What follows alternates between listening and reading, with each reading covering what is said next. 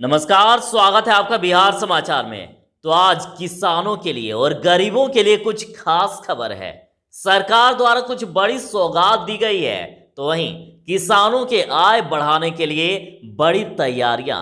तो आज बिहार वालों के लिए कुछ काम की खबरें और कुछ जरूरत की खबरों को देखेंगे आज के इस वीडियो में। आगे बढ़ने से पहले आपसे अनुरोध है, कृपया वीडियो को एक लाइक अवश्य कर दीजिएगा। आपका लाइक करना ही हमारे मेहनत का फल होता है।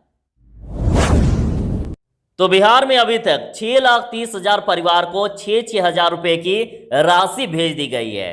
तो जैसे कि बिहार सरकार ने संकेत दिए थे कि 10 अगस्त तक सभी बाढ़ पीड़ितों को 6,000 रुपए की राशि मिल जाएगी, लेकिन लगातार बिहार में बाढ़ पीड़ितों की संख्या बढ़ती ही जा रही है। और ऐसे में खबर आ रही है कि बाढ़ प्रभावित 6,30,000 से अधिक परिवारों के खाते में 6,000 रुपए की सहायता राशि भेज दी गई है। और ये राशि 378 करोड़ से भी अधिक है और शेष प्रभावित परिवारों के खाते में भी ये राशि भेजी जा रही है। और पीआरडी के सचिव अनुपम कुमार ने रविवार को प्रेस कॉन्फ्रेंस में ये जानकारी दी है। उन्होंने कहा है कि बाढ़ से प्रभावित 16 जिलों के 125 प्रखंडों की 1232 पंचायतें बाढ़ से प्रभावित है और इनमें से 74,19,000 आबादी प्रभावित हुई है। तो माननीय प्रधानमंत्री जी ने कृषि दिवस पर किसानों को दी सौगात, और एक नहीं बल्कि कृषि दिवस के मौके पर देश के किसानों को दो सौगातें दी गई है। तो डिप्टी सीएम सुशील कुमार मोदी जी ने रविवार को ट्वीट करके ये जानकारी दी कि प्रधानमंत्री नरेंद्र मोदी ने अन्नदाता किसान का सम्मान बढ़ाने और उनकी आमदनी दोगुनी करने वाले कार्यक्रमों की सुनहरी श्रृंखला में 1 लाख करोड़ रुपए की राशि वाला कृषि आधारभूत संरचना फंड भी जोड़ दिया है। और इसमें बिहार के लिए 3,980 करोड़ रुपए होंगे और केंद्र सरकार ने इस फंड के लिए 1,000 करोड़ रुपए जारी कर शुरुआत भी कर दी। तो दूसरी सौगात देखिए, केंद्रीय गृह राज्य मंत्री ने ट्वीट करके ये जानकारी दी है कि पीएम ने 8.5 करोड़ किसानों के खाते में 17,000 करोड़ की राशि सीधे किसान सम्मान निधि की 6ठी किस्त के तौर पर भेज दी है। और अब तक 22 crore 39 lakh science health card किसानों को बांटे गए हैं। और इसके बाद रासायनिक उर्वरकों के इस्तेमाल में 10% तक की कमी आई है और केंद्रीय सरकार गृह और संबंधित उद्योगों को प्रोत्साहन दे रही है। तो बिहार के सफाई कर्मियों को मिलेगा 4,500 रुपए का बोनस। और पटना से बड़ी खबर आ रही है कि निगम में कार्यरत सफाई निरीक्षक, सफाई पर्यवेक्षक और सफाई कर्मियों को 15 अगस्त से पहले 4,500 रुपए का बोनस मिलेगा। और राज्य सरकार के कर्मचारियों की भांति बोनस के रूप में 4,500 रुपए और कोरोना संक्रमण से मृत्यु होने पर 10 लाख रुपए का अनुदान राशि देने का निर्णय राज्य सरकार ने लिया था। और इस आलोक में नगर आयुक्त ने सभी अंचल के कार्यालय अधिकारियों को 15 अगस्त से पहले सभी कार्यरत सफाई निरीक्षक, सफाई पर्यवेक्षक और सफाई कर्मियों को बोनस राशि का भुगतान सुनिश्चित करने के लिए कह दिया है। तो छोटे कारोबारियों के लिए बड़ी खबर, समय पर चुकाए तो 50,000 तक मिलेगा लोन। तो कोविड-19 महामारी के दौरान जिन वेंडरों की रोजी रोटी पर आफत आ गई है या जिनका धंधा ठप हो गया है, वैसे फुटपाथी दुकानदारों के लिए बड़ी खबर है।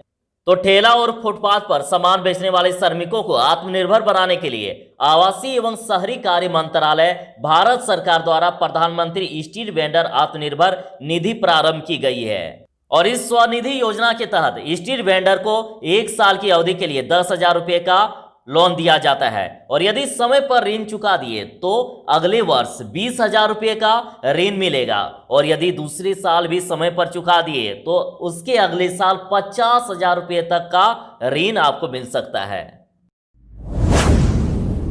तो किसानों के लिए बड़ी खबर, किसान स्पेशल ट्रेन महाराष्ट्र को रवाना।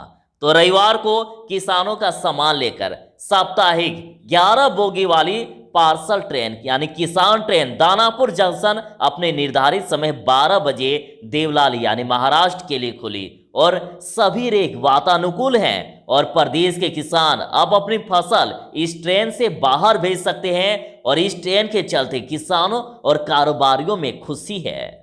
तो केंद्र सरकार द्वारा किसानों की आमदनी बढ़ाने के लिए किसान स्पेशल ट्रेन चलाने का निर्णय लिया गया था। और यह किसानों की फसल को बड़ा बाजार उपलब्ध कराकर आमदनी को दोगुना करने का सबसे बड़ा जरिया बनाने का भी एक बड़ा प्रयास है। और किसान इस स्पेशल ट्रेन के जरिए किसान अपनी तात्कालिक फसल जैसे कि फल, फूल, सब्जी, दूध, मछली, मखाना आदि को फौरन बड़ा बाजार मिल सकेगा। तो किराया कितना है? देखिए, अधिकतम किराया 4,000 रुपये प्रति टन, यानी यदि किलो में बांटे तो 4 रुपये प्रति किलो के लगभग आता है। और किसान अपनी जरूरत के अनुसार बोगी बुक करा सकते हैं, यानी इससे भी सस्ता आपको मिल सकता है।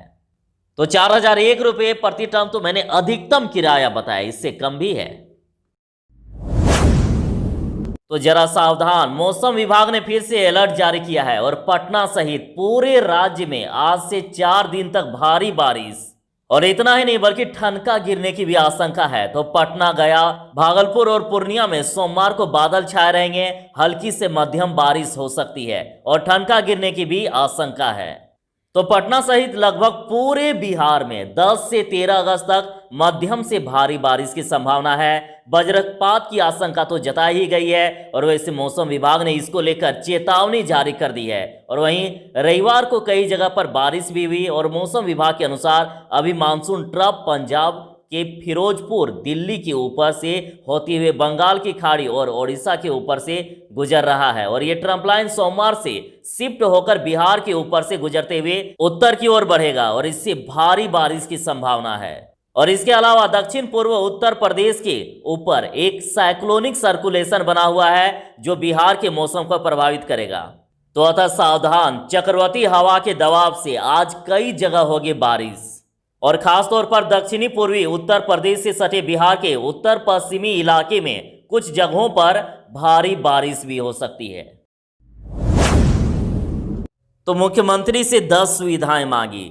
तो भाजपा के वरिष्ठ नेता प्रोफेसर नवल किशोर यादव ने मुख्यमंत्री नीतीश कुमार और उप मुख्यमंत्री सुशील कुमार मोदी से मिलकर 10 सूत्री मांगों का ज्ञापन सौंपा है और नियोजित शिक्षकों के सेवा शर्त एवं नियमावली को जल्द लागू करने की मांग की है।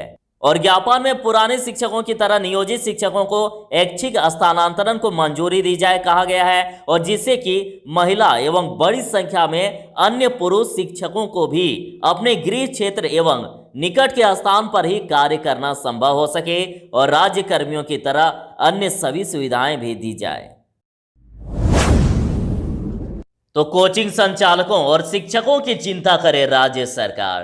तो सूबे में करीब 10,000 कोचिंग संचालकों और उससे जुड़े लाखों शिक्षकों की तरफ से कोचिंग एसोसिएशन ऑफ बिहार ने सरकार से आर्थिक सहायता पैकेज की मांग की है। और रविवार को हुई बैठक में संचालकों ने कहा है कि पिछले सितंबर महीने से ही कोचिंग कक्षाएं बंद होने से इससे जुड़े शिक्षकों के भूख से मरने की नौबत आ पड़ी है और सरकार हमारी चिंता नहीं करेगी तो बिना आय, मकान किराया, बिजली बिल और दैनिक खर्च के बोझ तले कोचिंग शिक्षक आत्महत्या करने को विवश होंगे। और सरकार से लॉकडाउन तक बिजली बिल का फिक्स चार्ज माफ करने, आय पर जीएसटी 18% से घटाकर 12% करने व विलंब शुल्क माफ करने, एमएसएमई के तहत आर्थिक सहायता पैकेज देने, ऑनलाइन पढ़ाई के उपकरण पर जीएसटी 28% से घटाकर 18% करने आदि की मांग की गई है। तो देखिए, ये खबर सिर्फ फल और सब्जी बेचने वाले या खरीदने वाले के लिए ही नहीं है बल्कि सभी के लिए है, क्योंकि यदि आपके परिवार से कोई संक्रमित होकर आएगा तो सभी को दिक्कत होगी। देखिए, फल और सब्जी को छूकर खरीदारी पर रोक लगाने के लिए कहा गया।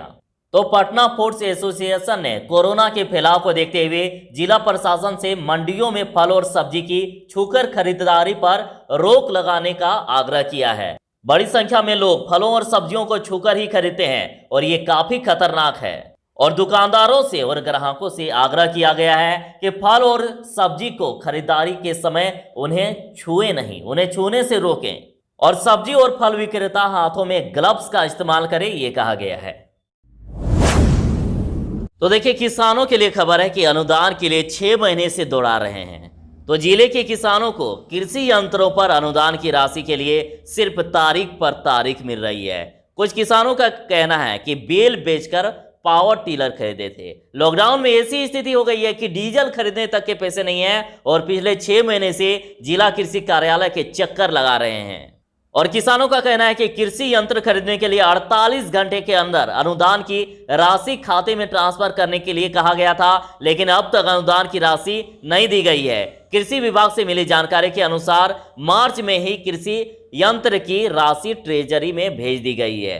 और पटना जिले में लगभग 250 किसानों का 2 करोड़ रुपए से अधिक अनुदान बकाया है। तो वहीं यदि गया जिले की बात करें तो 8 करोड़ रुपए की निकासी नहीं हुई है। राबड़ी और तेजस्वी ने राज्य सरकार पर हमला बोला।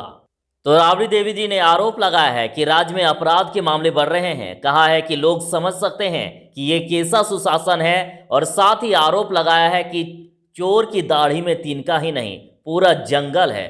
और उधर नेता प्रतिपक्ष तेजस्वी यादव जी ने आरोप लगाया कि सरकार बाढ़, बेरोजगारी, महंगाई, अपराध, भ्रष्टाचार, शिक्षा, स्वास्थ्य और कोरोना पर जब इनसे सवाल पूछो तो सरकार सीधा पटना से पटाया और रांची से कराची पहुंच जाती है। आखिर ये सरकार क्यों मुद्दों से मुंह छिपाते भागती फिर रही है? सरकार के पास इन सवाल का जवाब नहीं है।